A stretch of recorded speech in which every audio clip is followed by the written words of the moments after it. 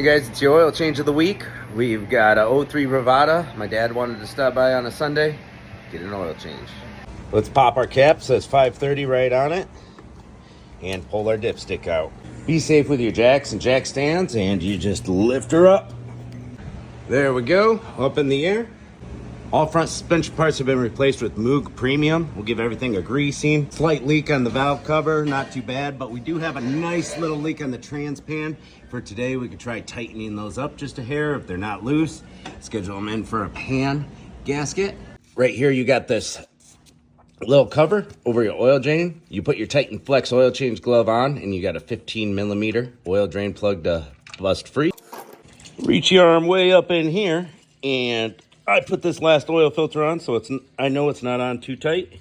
The heat shield, man. See guys, I can make a serious video every now and then. To install that oil filter, you're gonna wanna put one arm here and the other arm up here. Drain plug's tight, let's bring her down. We're gonna check that trans fluid while it's hot, level surface in park. 7 quarts going down the hatch right here. Button up your dipstick, oil cap, check the rest of your fluid. Change engine oil, pump gas 3 times.